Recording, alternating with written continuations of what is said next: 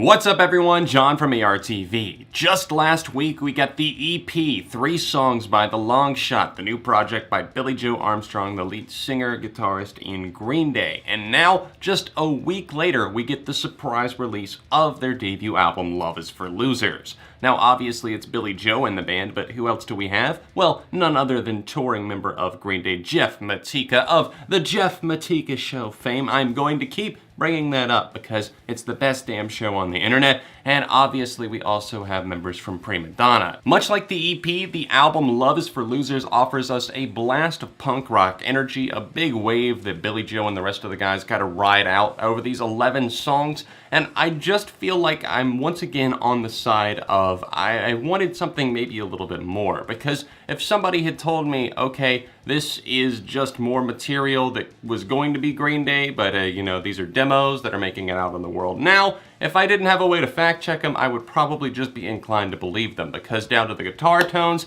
even some of the bass patterns and that sort of thing, it just seems like they're kind of mimicking Green Day, and I feel like some of these tracks have been floating around for a while, and some of them, like Body Bag, definitely have, considering they appeared in Ordinary World, that movie that came out, I think, like a year or two ago. The first 3 songs that we got were the title track, Love Is For Losers, Taxi Driver, and then Chasing a Ghost. And out of those, I definitely like the title track a lot. It has that kind of classic, almost waiting-styled chorus that is very much Green Day. And then I wasn't really huge on Taxi Driver. It just feels very formulaic, just kind of those typical lyrics that like, oh, I'm breaking out of town, I'm wanting to go somewhere, like take me to somewhere new. And it's just this thing that I've heard from Billie Joe like so many times, and I feel like he really kind of fell back into some of the tropes that he got into on the trilogy, at least with the songwriting and kind of the repetitive song structures, and that definitely becomes more of a prevalent problem across 11 songs. Now, this almost Ramones-esque energy is not anything new, and I think that a lot of fans are going to be excited about this because, of course, it's new material from Billie Joe.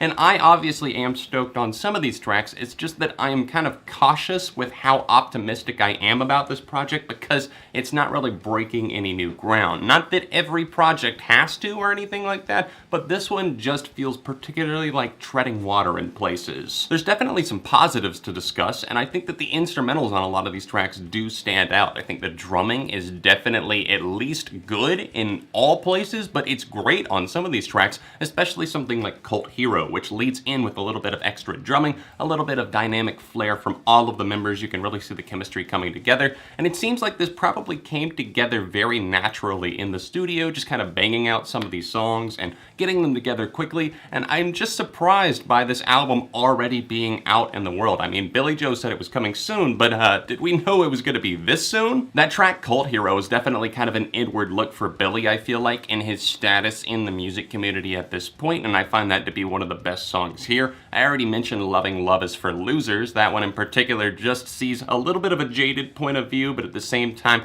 that's something that isn't anything new. It's a little bit snarky, and it's definitely very Billie Joe, and I do love the track a whole lot. Then we've also got a couple of other key moments that come on this record, one of those being Happiness. I really like the songwriting style on that one, and it does kind of manage to stand a little bit taller than some of these other tracks because it has some unique musical offerings and some unique thoughts and points of views on things. And then we have the closing 2 moments, Turn Me Loose, which is a blast of energy. This just feels like a tear up the town type track. And then we have Goodbye to Romance, which is a little bit slower, a little bit more reflective, but it is kind of a nice change of settings and storytelling modes, and I feel like it's a great way to kind of end the album on these 3 or 4 tracks that actually come all back to back and offer us a lot of good things. I'm definitely not a fan of the track Body Bag. I've been aware of this one's existence since the film came out, Ordinary World, that Billie Joe was an actor in, and honestly, that movie wasn't all that great, and the songs that he was making for that were just fine. Obviously, Ordinary World was a really sweet tune,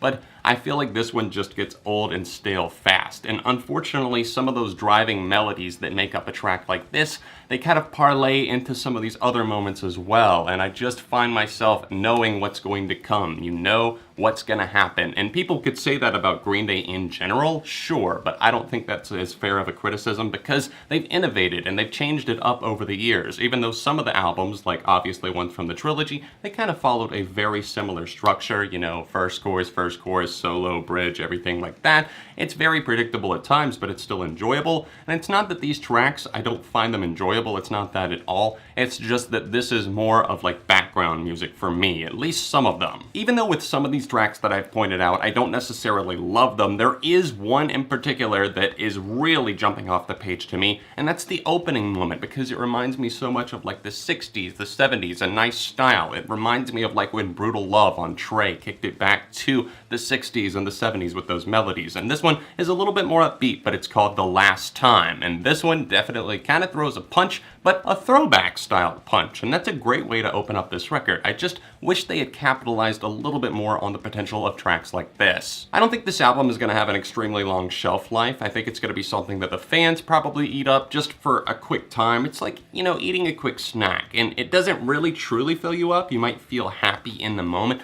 but when that actual meal comes, aka the next Green Day album, are you going to be as stoked about the Longshot? That is the question. And I just really have a hard time wrapping my head around the fact that places like NME are saying this is the best thing that Billie Joe has done since American Idiot. I mean, what?